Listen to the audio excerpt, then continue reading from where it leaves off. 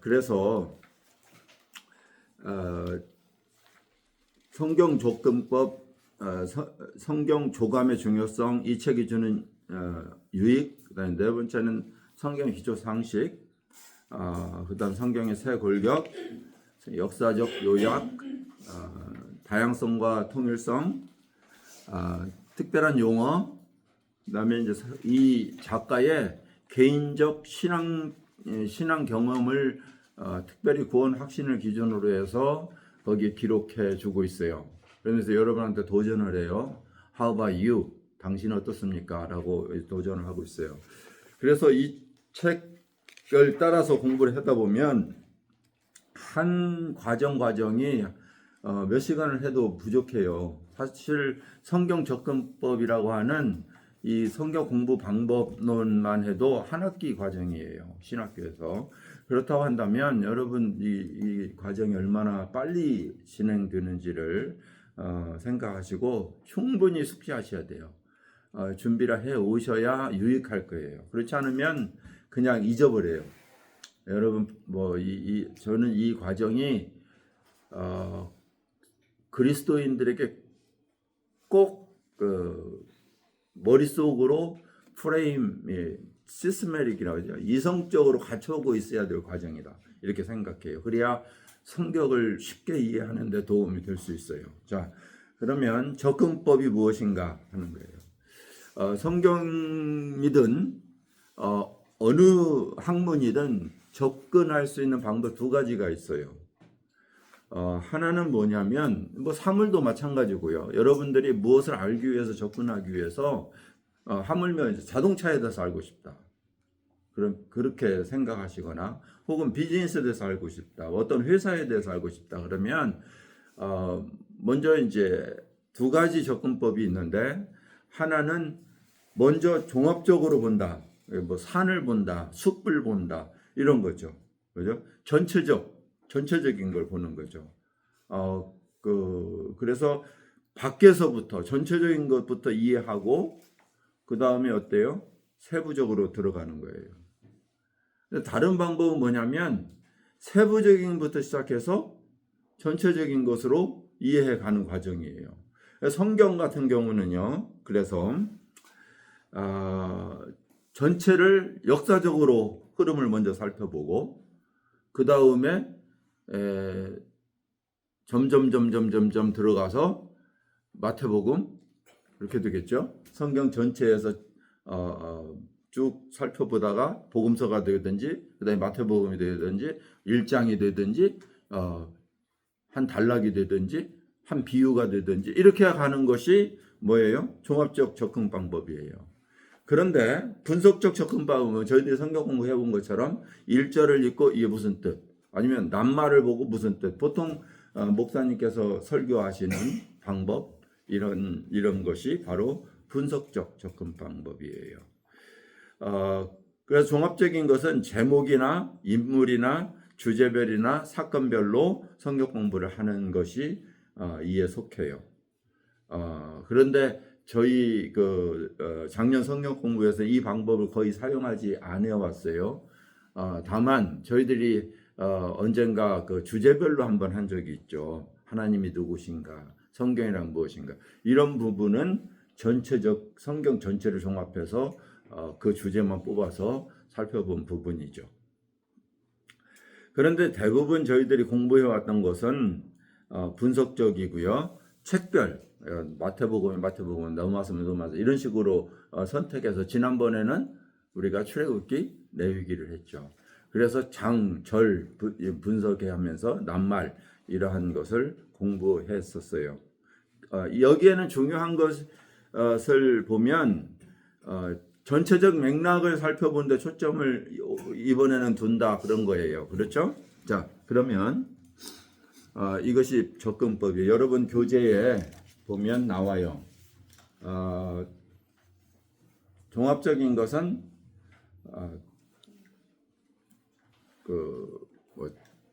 페이지 18페이지죠. 예. 중요하지는 않아요. 그런데 우리가 이것을 공부하면서 이런 접근 방법으로 공부하겠다 하는 것을 알려드리는 거고요. 그다음에 두 번째, 성경 조감의 중요성이라고 하는데 여기에 뜻은 새가 높은 곳에서 바라보는 눈으로 바라본다 하는 건데요. 그러면 우리가 성경을 조감한다는 의미는 뭐냐면 창조에서 완성까지를 한눈으로 바라볼 수 있어야 된다. 그런 뜻이에요. 그래서 제가 봅시다. 예. 다음 페이지를 한번 보세요. 20페이지. 20페이지를 보면 그곳에 창조에서 완성까지를 현재적 관점에서 현재는 나죠. 내가 어떻게 이해할 것인가 하는 부분을 바라보는 거예요. 기독교 신앙의 교리라고 하는 것은 하나님을 알아가는 것이기 때문에 하나님께서는 무엇을 계획하시고 어떻게 인도하셨느냐 하는 부분이거든요. 그래서 사실은 창조에서 완성까지는 창세기에서 계시록까지 성경을 이야기하는 거지만 하나님을 이해하려고 하면 영원에서 영원까지를 이해해야 돼요. 하나님은 영원하신 분이기 때문에 창조 이전에 어떤 분이시고 창조 이후에 어떤 분이신가 하는 부분을 하나님을 이해하는 것이 사실은 더 옳은 말이죠. 그런데 그 영원에서 영원까지라고 하는 혹시 여러분들이 더 알고 싶다면 독일의 신학자가 쓴 에릭 샤워라는 분이 계신데요. 그분이 기록한 영원에서 영원까지라는 책이 있어요. 그 책은 하나님께서 영원 전에 어떠한 계획을 가지셨고 인간을 창조하셨고 또 어떻게 이끌어 가셨는가 하는 부분을 역사적으로 정리해 놓은 책이에요. 약간 신학적인 책이에요. 왜냐하면 독일 비데네프라고 하는 성경 신학교의 총장으로 계시다가 돌아가신 분이기 때문에. 자, 성경 조감의 중요성 중에서 그러기 때문에 하나님의 창조부터 완성까지가 우리 성경 전체의 줄거리를 이해하는 것이다라고 하면서 페이지 19페이지에 보면 창세기부터 같이 보겠습니다. 창세기 시작하죠. 그 다음에 뭐예요? 출애굽기, 그 다음에 민수기, 여호수아, 사사기, 사무엘 상하, 열왕기 상하, 그 다음에 에스더, 느헤미야, 복음서, 사도행전 이렇게 16권으로 전개된다. 이거 여러분들 암기하시는 게 좋아요. 제가 우리 이 과정을 하면서 굉장히 반복해서 이야기할 거예요.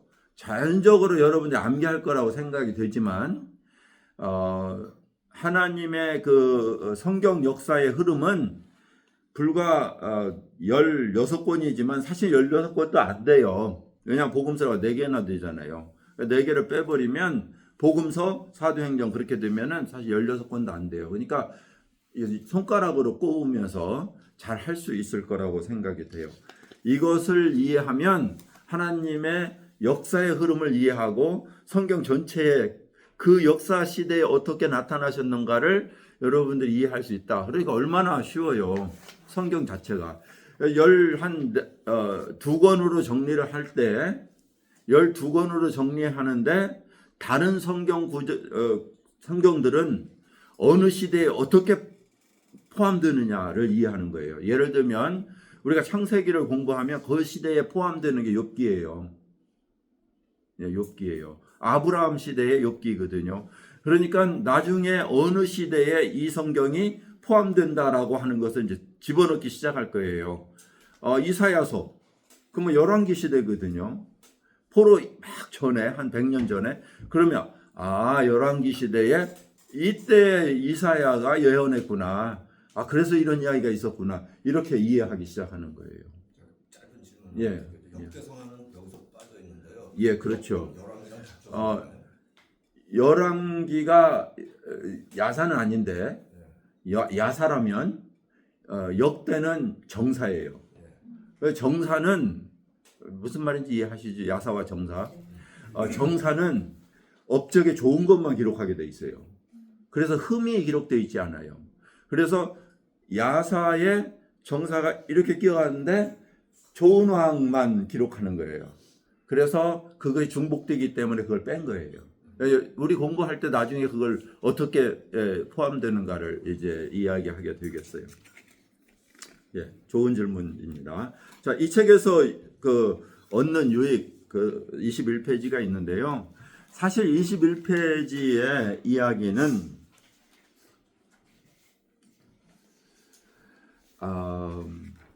9가지가 있어요. 뼈대를 여러분들이 알게 될 것이다. 성경 전체의 흐름을 그냥 뼈대로 이해하게 될 것이다. 그건 뭐냐면요. 성경은 이것만 알면 되네. 그거예요. 근데 실제로 여러분들에게 지난주에 말씀드렸어요.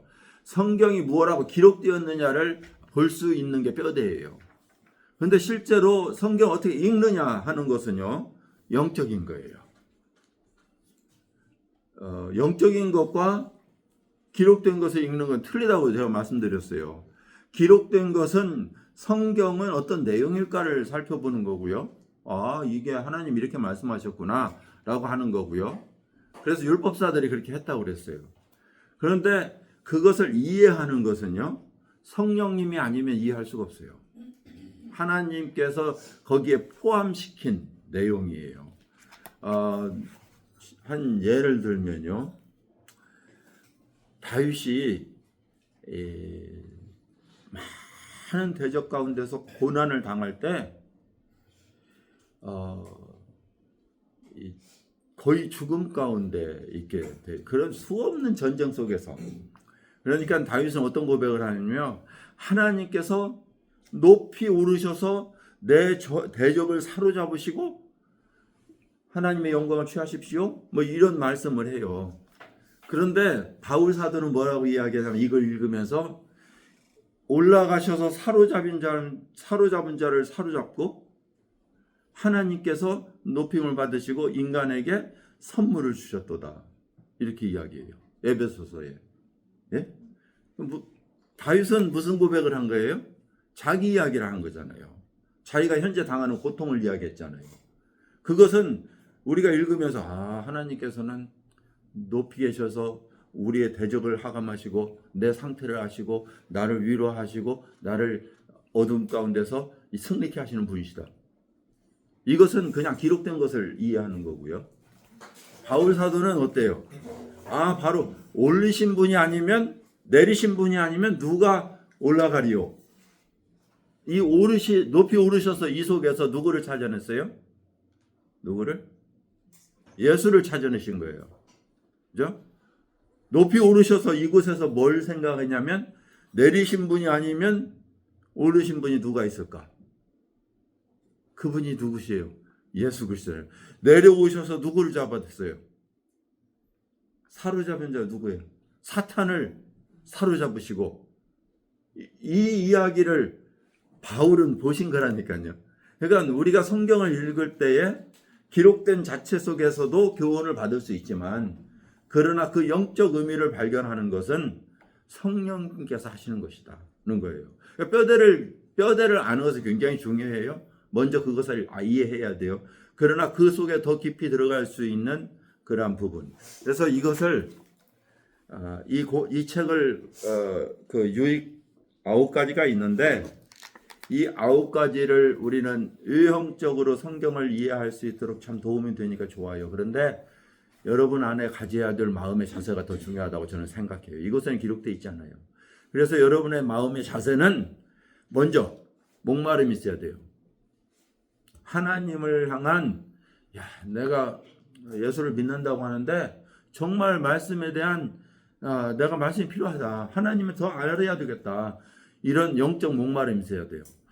특별히 이렇게 9시에 다른 사람 오지도 않는 이 시간에 여러분 참석하신다는 사실 자체가 처음부터 목마름이라고 생각하고 감사를 드리는데요. 그냥 자리가 아니라 정말 어차피 9시에 나오니까 이것을 위해서 준비해야 되겠다. 더 깊이 알아야 되겠다. 이번 기회에 성경이 그림처럼, 하나님께서 계획하신 그 계획이 나의 일생에 펼쳐졌으면 좋겠다. 이렇게 기대하시고, 그 다음에 두 번째는 그게 기도하세요. 마음만이 아니라 기도하세요. 하나님, 정말 알게 해주세요. 예. 하나님의 진정한 나를 향하신 계획과 뜻을 이 말씀 속에서 정말 더 드러내 주세요 하는 그러한 간구와 기도. 세 번째는 뭐냐면 포기하기 쉽잖아요. 예. 일관성 있는 열정. 이것은 그리스도인의 삶에 가장 필요한 거예요. 꾸준한 거, 변함없는 거, 지속적인 거. 그러면 저보고 당신은 잘합니까? 아니요, 못해요. 제가 지난주에 막 큰 소리 빵 쳤는데 일주일째는 정말 힘들었어요. 영적으로. 성경이 잘 안 익혀져요. 지난주에. 예. 갈등이에요. 그러면 그것을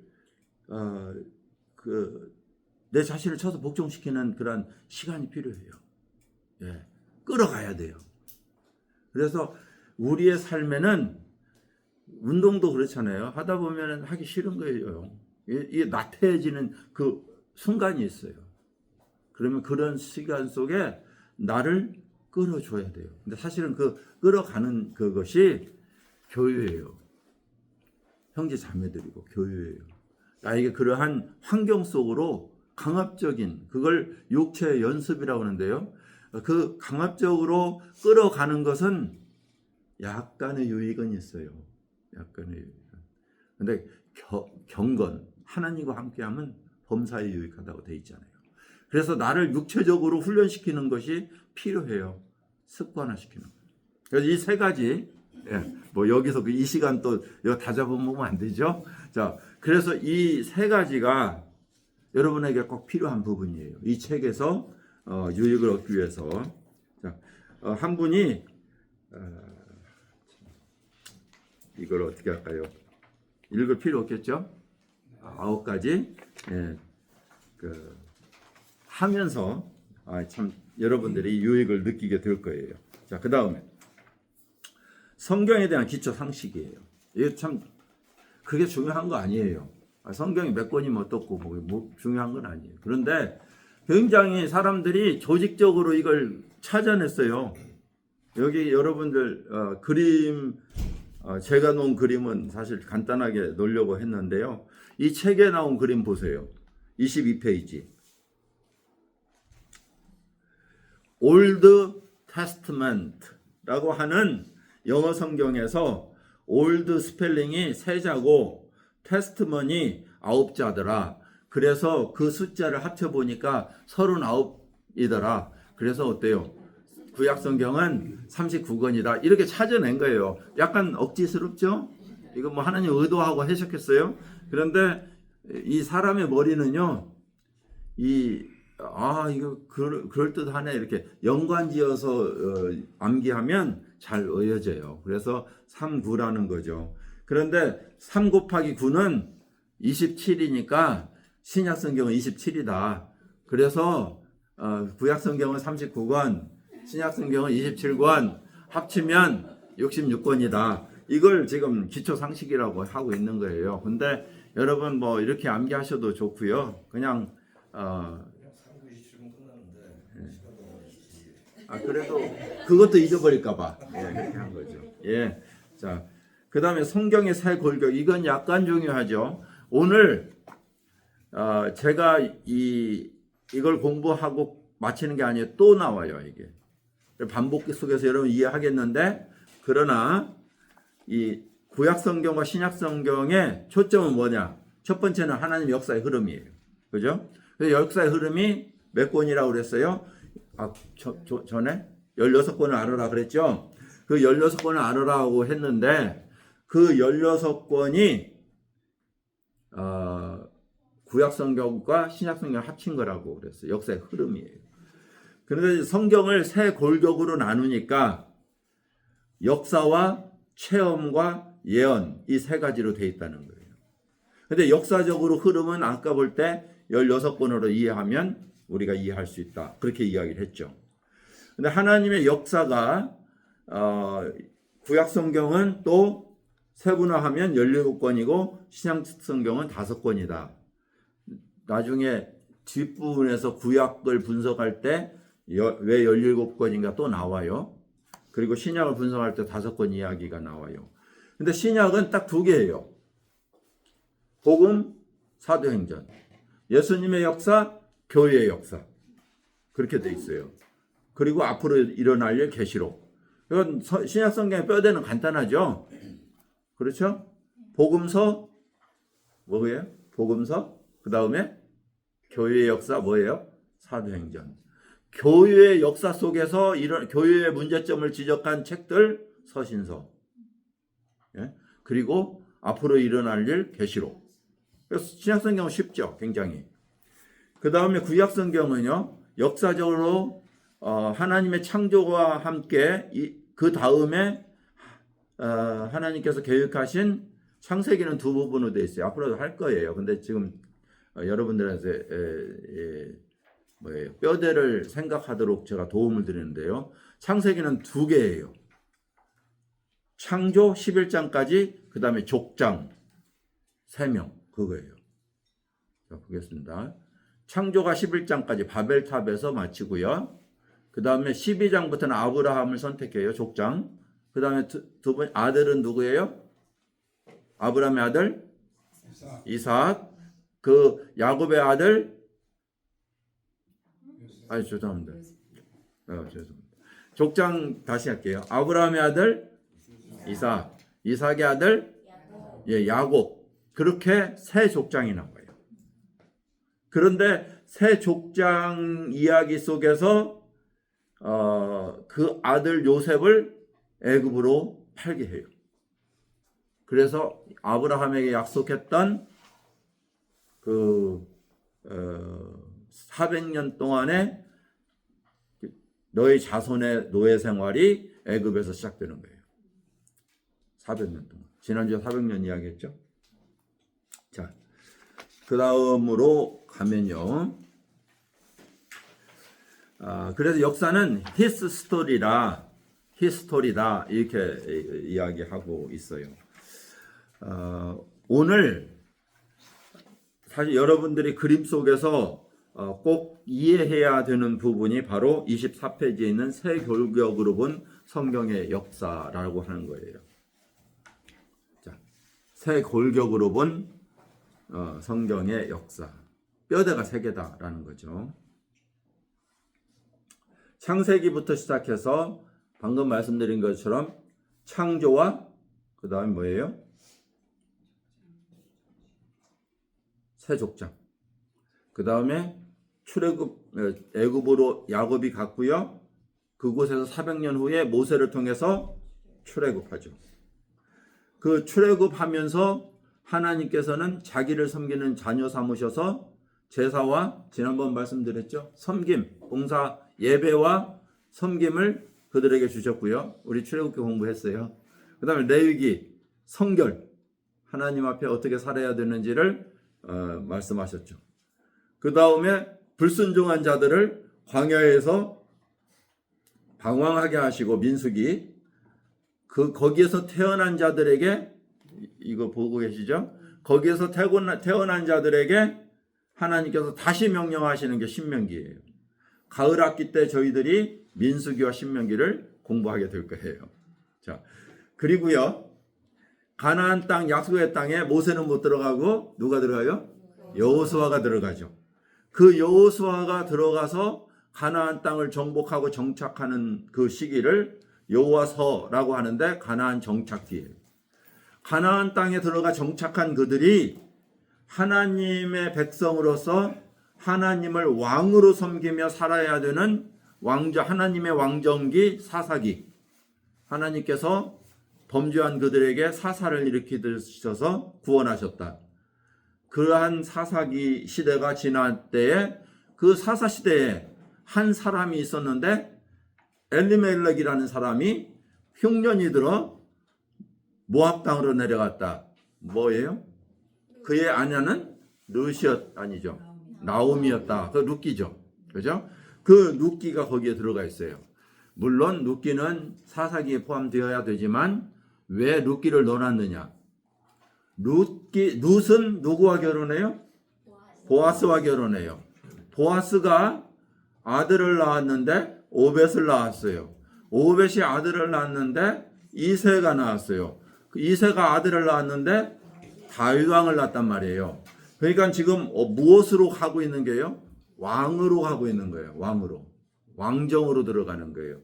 그래서 사무엘 상하는 사무엘이 마지막 사사예요.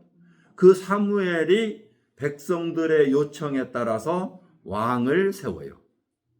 왕을 세워요. 그래서 사무엘 상하는 통일 왕국인 사울과 다윗의 이야기예요. 사울은 사무엘 상에서 백성이 원한 왕, 육신적 왕의 모습이에요. 하나님이 원한 왕이 아니고 누가 원한 왕? 백성이 원한 왕, 인간이 원한 왕.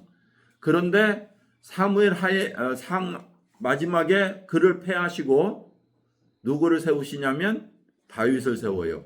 다윗은 누가 세운 왕? 하나님이 세운 왕. 사무엘 하예요. 그래서 이렇게 성경이 돼가요. 그리고 나서 열왕기 상하는 바로 다윗 왕과 그 다음에 그의 실패와 그리고 솔로몬이 나와요. 실패 속에서 태어난 왕.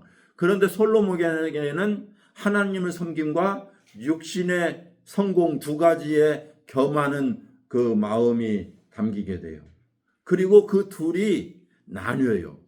그것이 이스라엘 백성들에게 열왕기 하를 통해서 북왕국과 남왕국으로 분리되는 거예요. 그 북왕국과 남왕국 왕들이 얼마나 하나님을 대적하고 우상을 섬겼는지 하는 기록 속에서 역대상하는 하나님의 백성인 유대 민족을 향한 기록이에요. 아까 말씀드린 질문에 이해가 되는데요. 열왕기 하는 분리된 두 왕국의 왕들의 잘못된 부분 막 서로 그 모사품이고 이런 부분이 기록됐다면 역대상하는 유대 민족, 예수님의 족보인 유대 족보 왕정의 아름다운 하나님을 향한 마음들이 대부분 기록하여 어때요? 전수해 가는 거예요. 이해되시죠? 자, 그래서 여기에 역대상하는 다른 곳에는 기록하지 않았지만 이곳에는 집어넣었어요. 그리고 난 후에 하나님께서 이스라엘 백성을 북방왕국은 아수리아에게 잡혀갔고요. 남방왕국은 어때요? 바벨론의 포로로 잡혀가요. 포로로 잡혀간 그 기간이 70년. 예레미야가 마지막 선지자로 예언을 해요. 그리고 포로로 잡혀가는 그곳을 보았고요.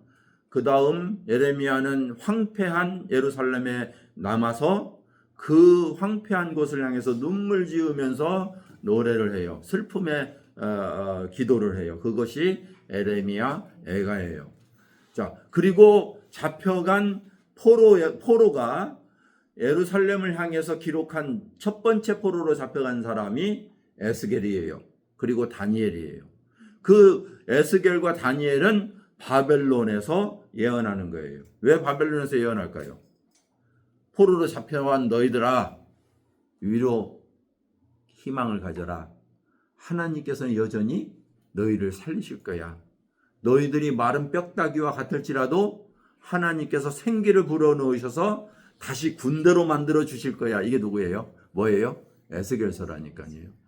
다니엘서는 뭐냐면요, 역사의 주인은 우리가 섬기는 하나님이야. 우리는 비록 바벨론에 있을지라도 하나님의 주권 앞에서 바벨론 멸망될 것이고, 그 아수리아 멸망될 것이고, 헬라 제국 멸망될 것이고, 페르시아 멸망될 것이고, 로마가 아무리 강할지라도 하나님의 뜨인 돌이 부숴버릴 거야.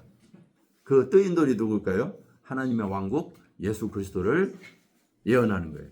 그러니까 이렇게 서신서들은 그 역사 속에 이렇게 포함되는 거예요. 되시죠? 자, 70년의 포로 기간이 끝난 후에, 포로가 끝난 뒤에 돌아와서 그 민족들을 계몽시킨 두 사람 있어요. 그 두 사람이, 하나는 에스라, 여러분 성경 요즘에 설교 많이 듣고 있죠? 그 다음 다른 하나는 느헤미야예요. 느헤미야는 예루살렘 성을 건국했고요. 에스라는 성전을 건국하는 거예요. 이 둘이 포로 후에 있었던 역사인데요. 그 뒤에 스가랴 또 학개, 말라기가 포로 후에 예언한 선지자들이에요. 어떻게 왜 성전이 건축되지 않았느냐, 왜 예배를 드리지 않느냐 하고 외치는 선지자들이에요. 자, 이해되시죠? 그러면 그리고 난 뒤에 하나님께서 말라기를 마지막으로 400년을 침묵하셨어요. 선지자를 더 이상 일으키지 않고 말씀을 봉합하셨다는 거예요. 그럼 그 과정에 무엇을 하셨을까요? 백성들이 열망하게 하셨어요. 누구를? 메시아를. 예. 그러니까 마음을 준비시켰고요. 역사 속에서 하나님은 침묵이지만 하나님의 예언하신, 다니엘에게 예언하신 마지막 예수님의 뜨인도를 준비시킨 거예요. 역사적으로. 그것을 침묵기에서 우리는 배울 거예요. 그걸 중간시대라고 불러요. 그 중간시대를 우리는 이 책에서 한 과목으로 다뤄요. 여러분들이 신약성경을 이해하도록 하게 한 거예요. 그 다음에 내 복음서가 있어요. 이 세상은 동서남북 사방으로 되어 있죠. 그래서 내 복음서는 이 세상의 모든 민족에게 하나님의 아들이 주어졌다는 것을 상징하고요. 그 복음서의 대상이 각각 다르다 하는 것을 여러분들이 볼 수 있어요. 이 부분도 복음서를 공부할 때 살펴볼 수 있겠어요. 그 복음서는 예수님의 출생부터 죽으심과 장사 진행과 부활과 승천까지가 기록되어 있어요. 이 하나님의 왕국이 예수님의 순환과 부활을 통해서 형성됐는데요. 이 놀라운 역사를 통해서 구속을 이루시고 창조 때 타락해서 실패된 인간을 회복하시고 구속하시고 그 다음에 어때요? 인간에게 하나님의 백성이 되는 복음이 선포됐어요. 이 복음으로 새 창조된 구원받은 성도를 뭐라고 불러요? 성도들을 교회라고 불러요. 교회. 그래서 하나님의 마음에는 첫 창조 때 가졌던 한 사람, 바로 교회예요. 이 그리스도의 몸, 누구예요? 그리스도의 몸? 교회라니까요. 이것은 하나님의 형상이에요. 곧 예수 그리스도의 형상이란 말이에요. 그래서 예수 그리스도의 형상을 가진 존재, 이 세상에 누구라고요? 교회라니까요. 그래서 이 교회는 바로 하나님이 창세 전에, 창세 전이면 언제예요? 영원. 창세 전이니까요. 영원 전에, 이 전 영원이죠. 삼위일체 하나님의 마음속에 이미 예정하신 거예요. 에베소서에 보죠. 교회에 대해서 이야기하면서 너희는 창세 전에 그리스도 안에서 예정된지라, 이렇게 이야기하는 거예요. 엄청난 비밀이에요. 그래서 이것이 비밀이에요. 누구도 이해하지 못한. 여러분들이 그냥 교회에 다니는 게 아니에요. 이거는 교회가 그런 의미에서 교회라고 할 수가 없어요.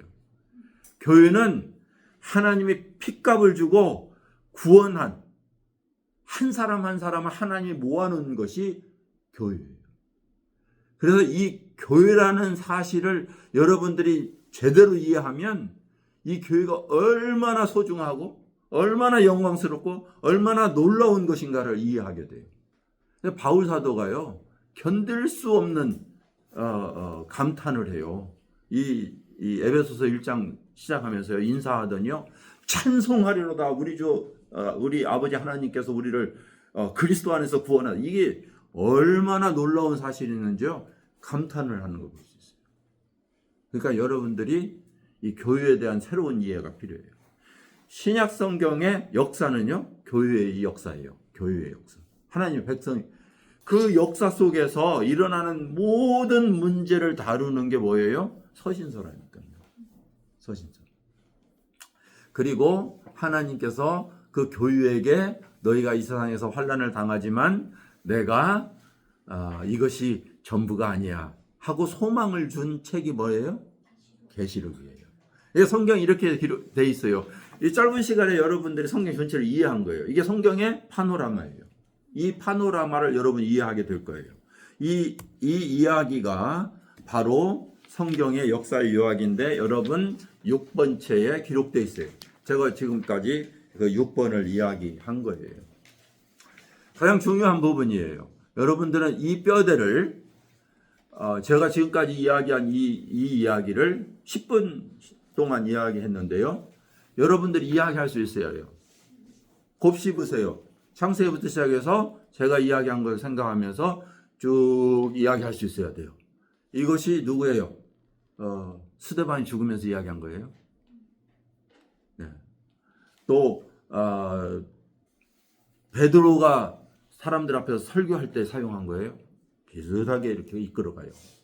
또 바울이 포승줄에 맥혀서 법정에서 재판받을 때요. 이 이야기를 그대로 하고 있어요. 성경의 역사들 통해서 하나님 어떤 분이신가? 나를 구원하시기까지 어떠한 일을 해두셨는가? 그래서 어떻게 내가 교회에 포함됐는가? 이거 이야기하는 게 전도예요. 여러분 어떻게 전도해요? 이거예요. 하나님의 역사의 스토리 이야기하는 거예요. 예. 자, 여러분들이 좀 이것에 대해서 이렇게 역사적 흐름을 머릿속으로 정리해 보세요. 그리고 이야기할 수 있어야 돼요. 제가 한번 언젠가는 한 분씩 다 시켜봤으면 좋겠어요. 예. 2시간으로 늘려야 돼요. 네. 자, 그래서 지난주에 제가 보여드렸던 이 성경 역사의 시작과 끝, 예, 이것은 하나님의 창조에서 새 창조까지. 예. 지난주에 제가 창세기를 보여드렸죠. 1장에서 2장에 나오는 이야기와 계시록의 21장, 22장에 나오는 이야기 얼마나 대칭이 되고 있는가를 제가 그 PPT로 보여드렸는데 이 사건이 바로 서론이라면 뒤에는 결론이잖아요.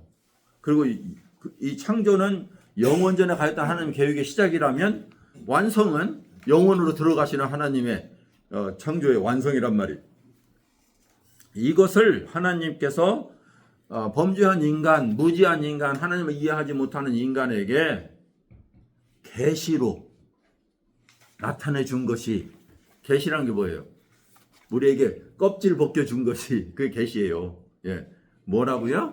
계시가 말씀이라고요. 우리는 성경을 계시라고 그래요. 레벨레이션이라고 불러요. 예. 이 계시로 껍질을 벗겨 줬어요, 우리에게. 그럼 성경을 모르면 여러분 하나님 알 수 있다 없다? 없어요. 불가능해요. 근데 왜 어떻게 꿈을 꿔가지고 뭐 하나님 봤다 그러고 뭐 하늘에서 불 떨어져가지고 뭐 그런 이야기를 하지도 마세요. 예, 그건 정말 유치한 거예요. 그거는 그 정도는요, 여러분 그냥 밖에 나가서 하늘 쳐다보면 알 수 있는 부분이에요. 와, 바람이 불어가는 나무가 팔랑거리는 이러한 세계를 보면서도 꿈꾸는 것보다 더 정확하게 하나님 알 수 있어요. 저러니 하나님 안 계실까? 이렇게 이야기할 수 있는 거예요. 여러분 아세요?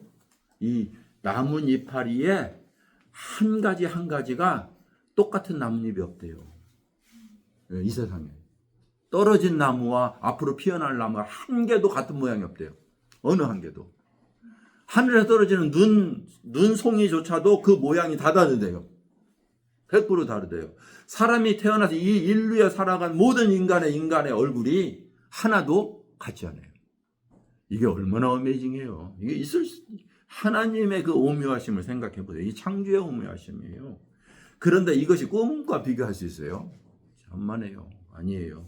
그러니까 하나님을 알 수 있는 방법은요, 명확하게 기록되어 있어요. 명확하게. 이것처럼 확실한 게 있어요. 의심할 수 없도록 기록해 놨어요. 이건 내가 영원전부터 계획한 것이고 일한 것이고 너희를 위해서 베푼 거니 이걸 보고 믿어라. 이것만큼 명확하게 믿을 수 있는 게 있어요. 그런데도 불구하고 여전히 불안전한 꿈을 꿔요. 왜 그렇게 생각해? 왜 그렇게 해석하는데? 자기 생각이죠. 그죠? 그렇게 신앙생활 하면 안 된다는 거예요. 자, 왜 갑자기? 자, 그런데 성경은요. 성경은 40명의 저자가 지난주에 언급한 거예요. 40명의 저자가 시간이 거의 됐습니다. 아직 안 가셔도 돼요. 아직 안 하셨어요. 46분이 됐어요. 40명의 저자가 3가지 언어로 10가지 기록 수단이 다른, 그리고 2,930명의 등장인물이 있고 1,600년에 걸쳐서 뭐 이렇게 1,551 다른 지명을 언급하면서, 이게 제가 지난주에 잠깐 말씀드렸던 창세기를 모세가 통일신라 시대 때 기록했고, 우리의 역사로 보면 요한계시록을 반모섬에서 이 시대에 컴퓨터로 내 아들이 오피스에서 기록하는 것과 같다 이렇게 이야기했잖아요. 그런데 그 시간의 흐름의 다름과 역사적 배경과 그때 기록한 히브리어와 이때 기록한 반모섬은 헬라 땅이에요. 에베소 앞에 있는 그 땅에서 뭘로? 헬라 말로 기록했다니까요. 그리스로. 그렇게 언어도 다르고 생각도 다르고 문화도 다르고 시대도 다른 그런 환경 속에서 기록을 했는데 어떻게 서론과 결론으로 딱 맞았지? 예수 그리스도예요. 이 인간의 타락과 인간의 그 창조와 하나님의 창조와 인간의 타락과 그것에 대한 구속과 그것이 실제적으로 한 인간인 하나님의 아들, 그를 통해서 구속하시고 회복하시고 새로 창조하신 완성하시는 모습을 한 통일성과 일관성 있게 수천 년 혹은 수만 년 인간의 과학적인 그 시대로 이야기하면, 저는 그렇게 생각하지만 수억 년의 역사 속에서 하나님은 완성해 가셨을까? 하나님만이 할 수 있는 거죠. 그 계획을 이 한 권의 책으로 우리들에게 주셨을까? 얼마나 놀라운 거예요. 그래서 성경은 하나님의 말씀인 거예요. 자, 그 다음 봅시다. 특별한 용어는요, 여러분들이 성경에 많은 비유가 나오고 많은 예화가 나오고 이렇게 하는 이유가 뭐냐면요, 우리가 이해하기 쉽도록이에요. 우리의 일상 삶 속에서 흔히 접할 수 있는 부분을 이해하도록 해놓은 거예요, 하나님께서. 그래서 우리가 하나님의 말씀이 어려운 것이 아니라 우리들의 오늘 일상의 생활 속에서 접하고 있는 부분이에요. 하나님은 우리의 랭귀지로 말씀하신 것이다는 사실이에요. 그래서 하나님의 창조 안에서 하나님을 발견하도록 하셨어요. 우리의 가정의 관계, 생명적인 부분, 우리의 몸의 부분을 통해서 하나님의 진리를 경험하게 하셨어요. 이 부분은 우리가 시간이 갈수록 왜 하나님 우리에게 가정을 주셨고, 왜 우리에게 생명을 주셨고, 왜 우리에게 이 몸을 주셨는가를 하나님의 계획 속에서 발견해 이 말씀을 드릴 거예요. 그런데 이제 이쪽에 특별한 용어를 기록했는데 그냥 참조하시면 좋겠어요. 마지막인데 굉장히 중요한 부분이죠. 지난주에 디모데후서 3장 15절과 16절을 통해서 말씀했는데, 이 저자가 성경이 기록된 목적 하나를 먼저 이야기해요. 가장 기본적인 하나. 내가 예수 그리스도를 통해서, 성경을 통해서, 하나님의 말씀을 통해서 예수를 만나 구원받았다. 이걸 기록하고 있어요. 9번째로. 그죠? 읽으셨어요? 네. 여러분은 어떻습니까? 라고 질문. 성경은 하나님에 관한 이야기가 아니라 나에게 주시는 말씀이에요. 이 말씀은 생명을 살리는 말씀이에요. 그래서 성경을 읽고 공부하는 것 전에 내가 이 말씀을 통해서 과연 하나님 앞에 예수를 만나 그 복음으로 구원받았는지, 생명이 있는지를 확인하고 시작하십시오. 이게 도전이에요. 디모데후서 3장 15절에 네가 어려서부터 성경을 알았나니 이 성경은 너로 하려금 능히 뭐예요? 구원에 이르는 지혜가 있게 하느니라. 이 말씀이 성경의 주된 목적이고 하나님의 계획의 시작이시고 그것을 알려주신 거예요. 첫 번째 타락은 왜 있어요? 왜 기록됐어요? 구원의 필요성을 알게 하기 위해서. 네가 왜 이렇게 죄 속에 있는 줄 알아? 아담 때문이야. 이것은 오래전에 그런 일이 있었어. 창세기를 공부하면서 나의 죄의 뿌리가 어디 있는지를 알게 되잖아요. 이처럼, 그리고 복음서를 공부하면서 그 죄악이 사라진 걸 보잖아요. 그죠? 계시록 공부하면서 더 이상 죄가 없다 이제는 사라졌. 그러니까 우리는 이 성경 전체 속에서 누구를 비춰봐야 돼요? 나를 알아가야 된다니까요. 성경에 관해서가 아니라고요. 그죠? 나는 하나님의 역사 속에 어디에 속하되고 하나님 무엇을 하셨는가. 기도하고 마칩시다. 아버지 하나님, 오늘 하나님의 저희를 위한, 아니 나를 위한 이 귀중한 계시의 말씀을 왜 주셨으며 또 그 내용이 무엇인지를 우리가 열어 보았습니다. 그 역사 속에 특별한 관심으로 저희를 바라보셨다는 하나님의 시선을 저희들이 이해하게 하여 주옵소서. 그리고 제가 깨달아 하나님의 관심이 나에게 있음을 또한 발견하고 주님을 찬양하고 예배하는 자로 서게 하여 주옵소서. 오늘 저희들이 하나님께 예배하기 모였습니다. 이 시간이 정말 진정한 마음으로 진리로 하나님의 영으로 예배하는 자가 되게 하여 주옵소서. 예수님의 이름으로 기도했습니다. 아멘. 마치겠습니다.